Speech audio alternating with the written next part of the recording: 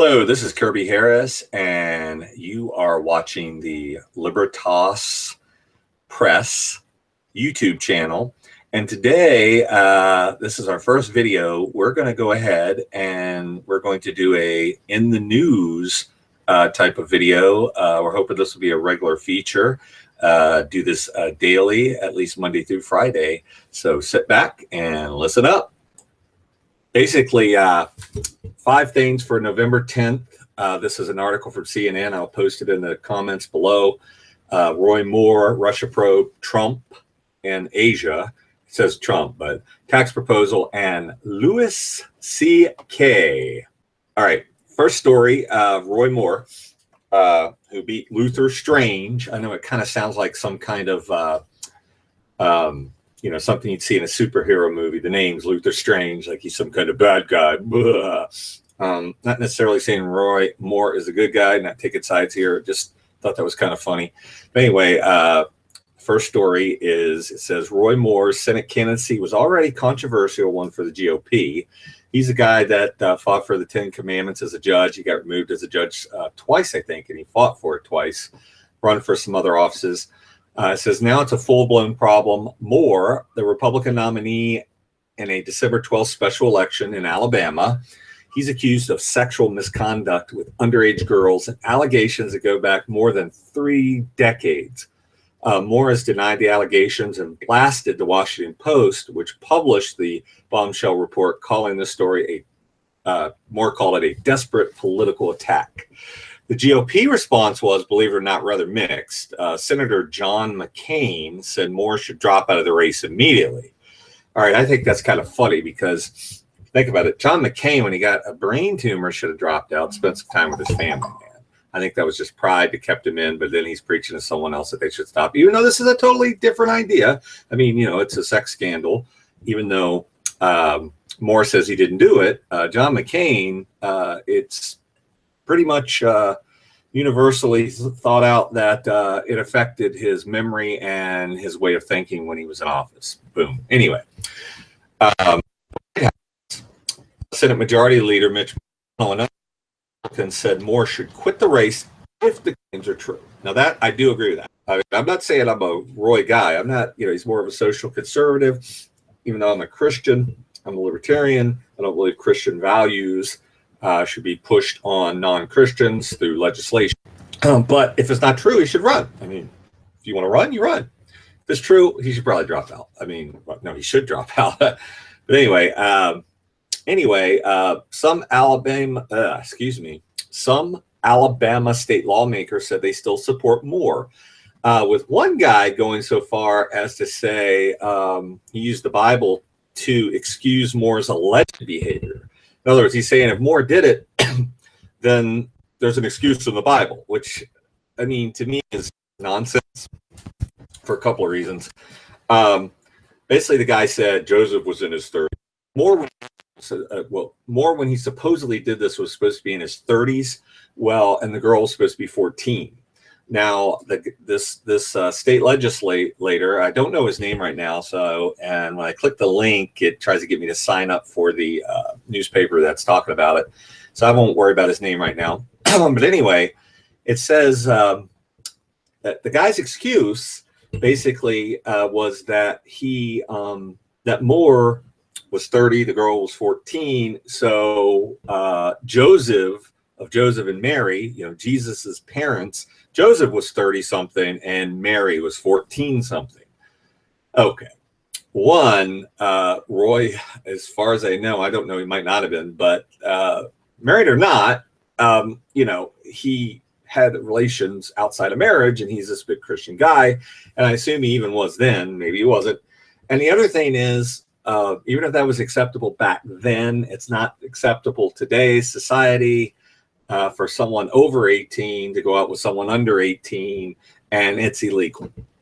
So anyway, I mean, even if back then it was done, it doesn't excuse, you got to obey the laws. And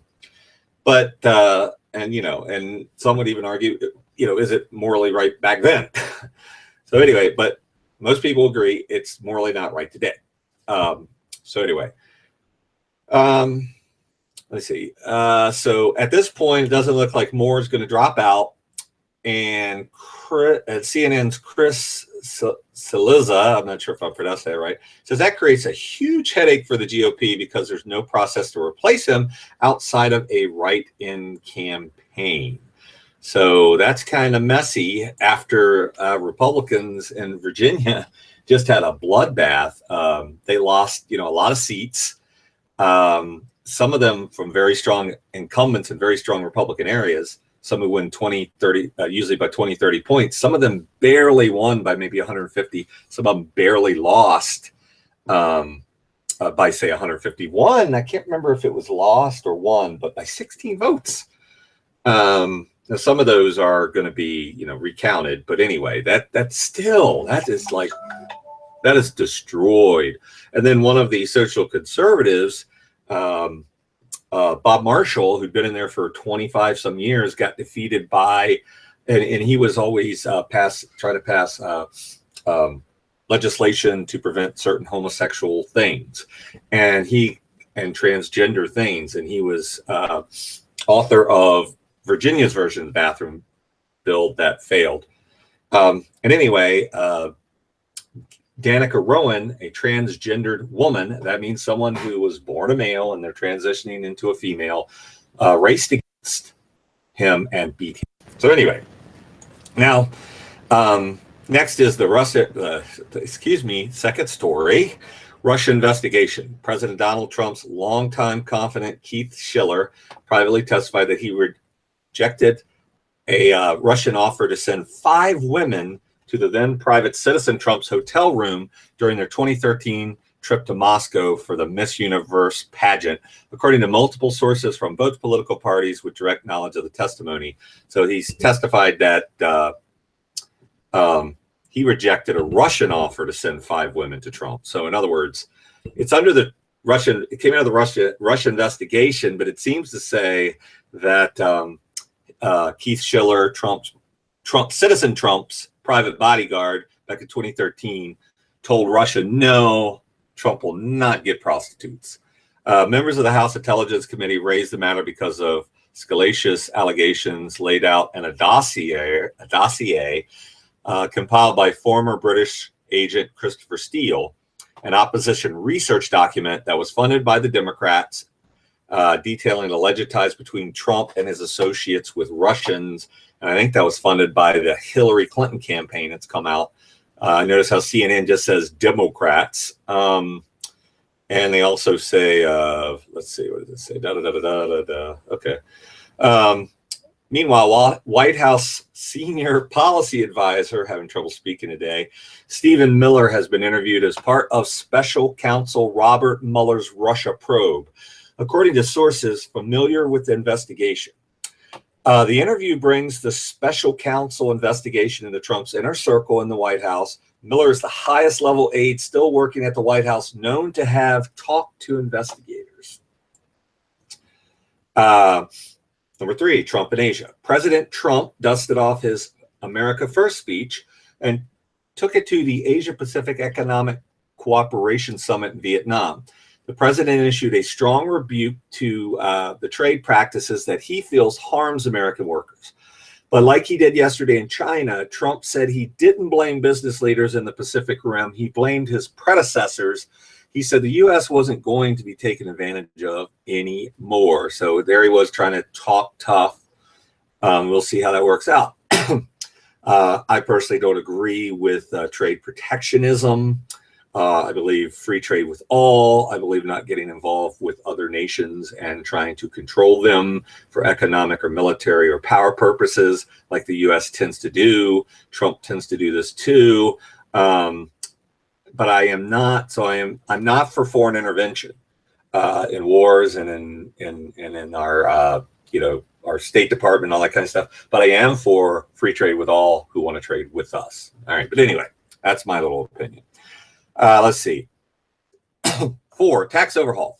After watching the House kick around various tax overhaul proposals for a week, the Senate decided to join in on the fun. Senate Republicans unveiled their proposal, which differs significantly from the House plan. 7 tax brackets compared to the 4 in the House plan.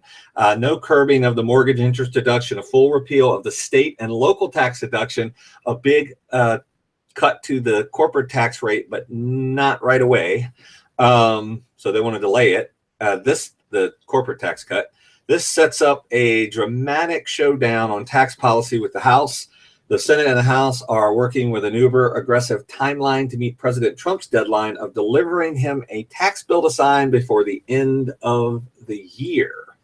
Now, what I'm going to say, what you saw in Virginia and in other places around the country, where even the local state house members that were strong in the GOP were like destroyed by people that don't like Trump.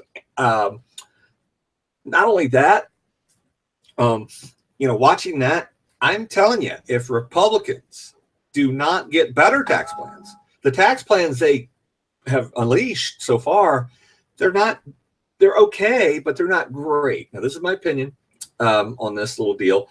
And I'm going to tell you, if the Republicans don't get their act together and they don't come up with at least an okay tax plan and get it passed, they're done. 2018, I believe the Democrats are going to take over.